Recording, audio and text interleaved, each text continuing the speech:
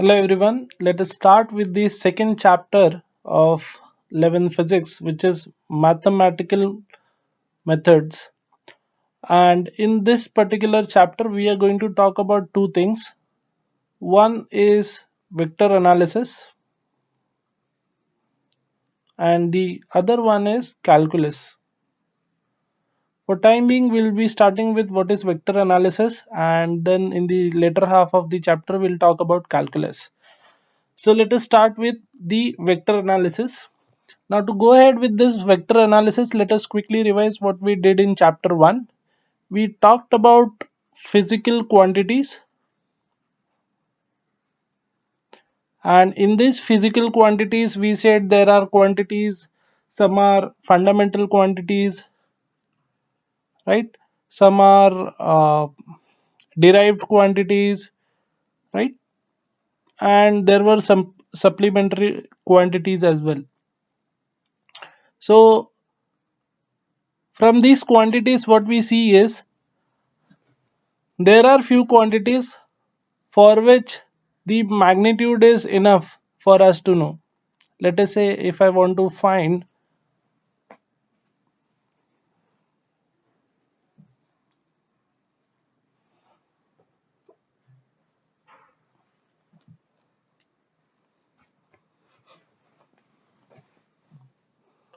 let us say if I want to find mass of a particular person, okay, and mass is 60 kg. So I got the complete information over here. If I want to find out what is the time now, so I can check the clock and I'll get the data. Or if somebody says it is 12:30 now, so I'll say okay, right, I got all the information what I wanted. If somebody asks me the length of a particular object, I can simply calculate that. Or somebody says ki length is 10 meter over here, so I'll say okay, right, I got all the information over here, right? Now now let us say a person is standing at a junction, okay, so there are four paths over here, and the question is ki he traveled let us say 100 meter. He traveled 100 meter. So can you tell me where he will be after traveling 100 meter? Where he will be after traveling 100 meter? Now here comes the point of ambiguity. Okay. Now he might travel in this direction towards the east, towards the north or west or south. So when you talk about traveling a particular distance and to find out the final location, we need to know कि वो कौन से direction में गया हुआ है, right? And this particular thing is called as displacement.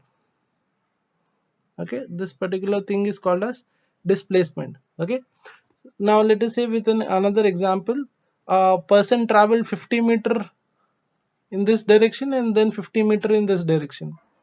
So how much he traveled, or what is his current position? So that will be let us say point q is the final position. So the displacement over here is this part, pq. The displacement over here is given by this vector. Actually we'll come to what is vectors. Is This is the displacement that he went through. The distance that he went through was 100 meter. Okay, he traveled 100 meter, but the actual displacement is all about key where is the final position and where was the initial position.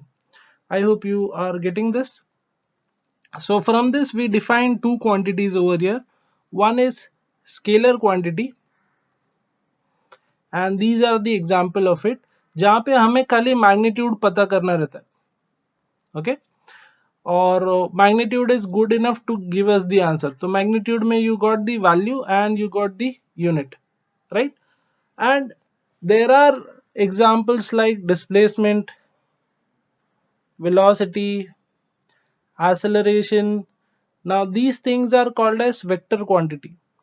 और ये vector quantity में क्या चाहिए रहता है? तो vector quantity में हमें मैग्नीट्यूड के साथ साथ हमें डायरेक्शन भी चाहिए रहता है. Okay, right? So from this we'll go ahead to talk about these things in detail.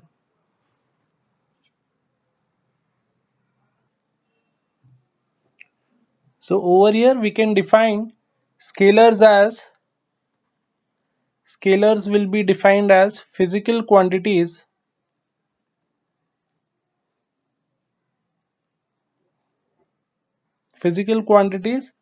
which can be completely described by their magnitudes only.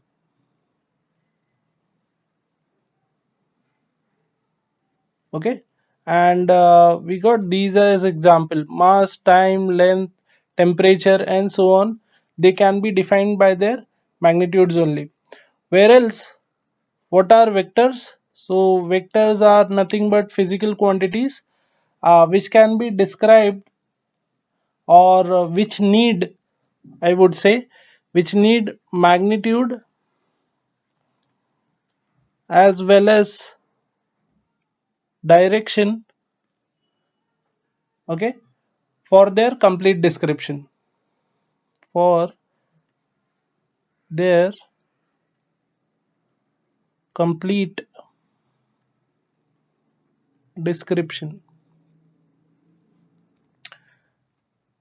And the examples are displacement, velocity, acceleration, force.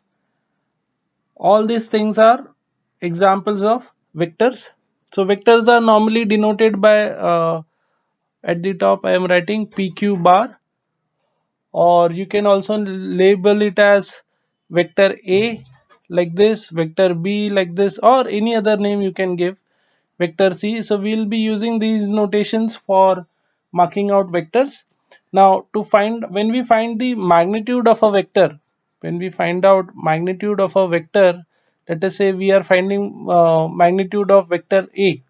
Okay, magnitude of vector A, so it will be denoted by this sign, modulus sign, and this denotes that it's a it's the magnitude of vector A.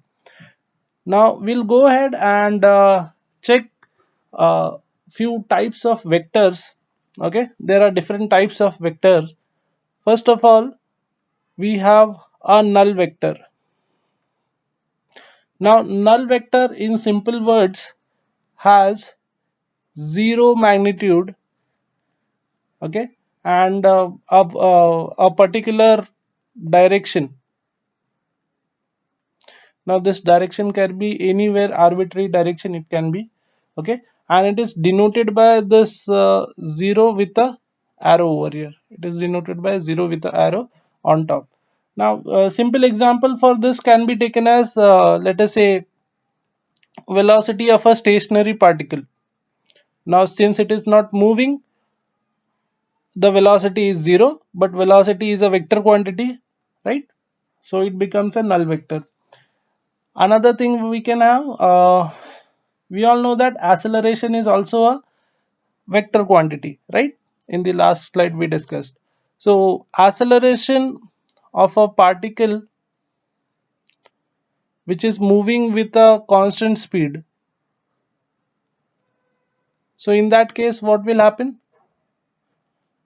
The if the speed or velocity is same, then acceleration will be 0. So again, it's an example of, what do you say, um, null vector. Let us talk about few more vectors over here.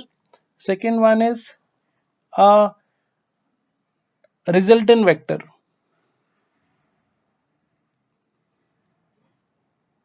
Okay, resultant vector is nothing but when you have two or more vectors, when you have two or more vectors which are combined, okay, and then whatever is the final answer we get, okay, so what will happen is this resultant vector will give the same effect as these 2 3 vectors will give, okay, and that is what is called as resultant vector.